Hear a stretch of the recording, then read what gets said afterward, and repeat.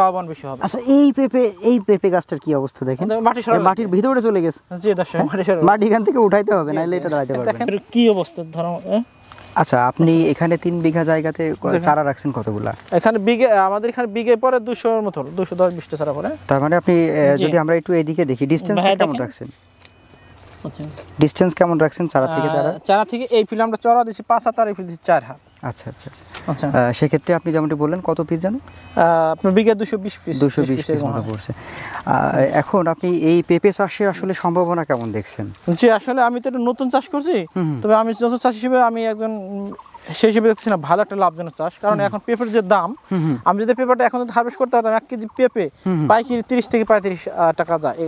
আচ্ছা, এই পেঁপেগুলা কি আপনার হচ্ছে কি ফল হিসেবে পাকা খাওয়ার জন্য? আমরা চিন্তা আছে ভাই সবজি, প্রথমে সবজি করব পরে পাকাবো। দেখেন দর্শক, প্রত্যেকটা গাছ, শুধু একটা গাছ না, আমি প্রত্যেকটা গাছে ঘুরে কি অবস্থা মাশাআল্লাহ, আল্লাহ পাকের বড় একটা নিয়ামত, তাই না? তবে পেঁপে যদি চাষ করে, আমি যেটা মনে করি, যদি আপনার আশ্বিন থেকে কার্তিক মাসে লাগায়, একদিন হারভেস্ট করা যায়, সে লাভবান বেশি হবে। আচ্ছা, এই পেঁপে গাছটার কি অবস্থা দেখেন, মাটির ভিতরে চলে গেছে। জি দর্শক, মাটি এখান থেকে উঠাইতে হবে, নাহলে এটা দাঁড়াইতে পারবে না। দেখেন প্রত্যেকটা গাছ দর্শক, আমি শুধু একটা গাছ দেখাইতেছি না, দেখেন এটার অবস্থা। আচ্ছা, এই পেঁপে চাষাবাদ নিয়ে একটু কথা বলি। এটা চারা রোপণের সময়কাল আসলে কোন সময় সবচেয়ে বেশি? সুন্দর একটা প্রশ্ন করেছেন ভাই। দেখেন গাছ থেকে হচ্ছে ফল বেশি। এটা রোপণের আপনার 2টা সিজন করা যায়, একটা হলো আশ্বিন থেকে কার্তিক মাসে যদি কেউ করতে পারে, সেক্ষেত্রে লাভজন বেশি হয়। আচ্ছা আচ্ছা। কারণ আশ্বিন মাসে কেটে দিলে পারে শীতের কয়েক মাস পেঁপে গাছ বাড়ে কম, গাছের বয়স হয়ে থাকে, গরম পড়ার সাথে গাছ দ্রুত বের হয় এবং এখন সে হারভেস্ট করতে পারবে। আচ্ছা আচ্ছা। কারণ এখন 1 কেজি পেঁপে হারভেস্ট করলে 30 থেকে 35 টাকা যে কোনো সময়, মানে 1200-1400 টাকা মন বিক্রি করতে পারবেন। আর যদি আপনার আরেকটা ফাল্গুন থেকে চৈত্র মাসে করতে হয়, এইটা আপনার হারভেস্ট হয় আপনার ভাদ্র আশ্বিন মাসে, তখন পেঁপের দামটা একটু কম থাকে।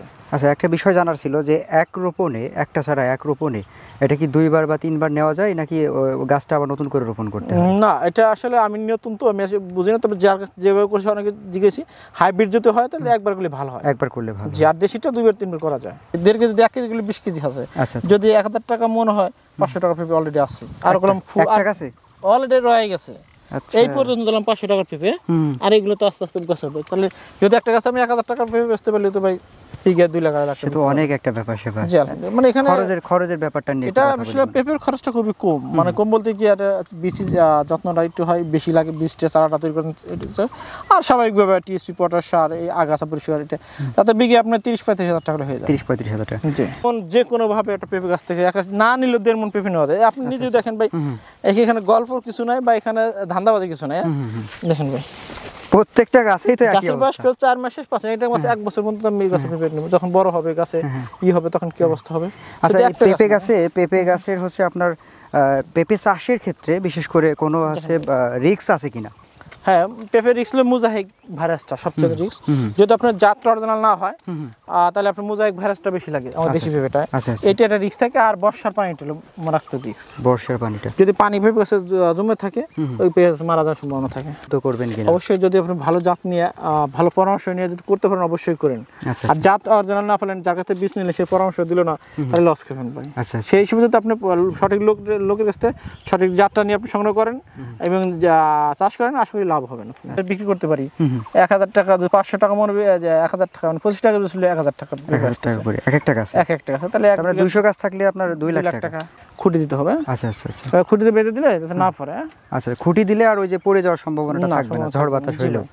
আর এমনিতে তো হয়তো যে হাইব্রিড জাতের পেঁপেগুলো, এগুলো কি একটু নরম হয় নাকি? না, গাছ শক্ত হয়, কিন্তু সমস্যা হলো গাছ বেশি বড় হয় না, সেক্ষেত্রে আপনার ঝড় বাতাসে কম পায়। তো যাই হোক, আপনার পেঁপে বাগান ঘুরে দেখলাম। সর্বশেষে আমাদের দর্শকদের কি মেসেজ দিবেন আপনি? দর্শকদের বলবো যে আপনারা যা কিছু চাষ করেন কৃষি পদ্ধতি হিসেবে, আগে প্রথম আপনার বীজটা সংগ্রহ করেন, যদি জাতটা অরিজিনাল আপনি পান, ইনশাআল্লাহ লাভবান হবেন। আর সঠিক পরামর্শটা আপনি নিতে হবে। সঠিক পরামর্শ, সঠিক জাত, হ্যাঁ, এই দুটো আগে মানে এক কথায় আপনার জাতটা ভালো হতে হবে, চাষটা ভালোভাবে করতে হবে, তাইলে হয়তো সফলতা পাওয়া সম্ভব। ধন্যবাদ ভাইজান, অনেক তথ্য আমাদেরকে দিলেন। থ্যাংক ইউ ভাই। আপনার জন্য শুভকামনা থাকবে। থ্যাংক ইউ, আপনার জন্য রইলো, আপনার দর্শকের জন্য রইলো।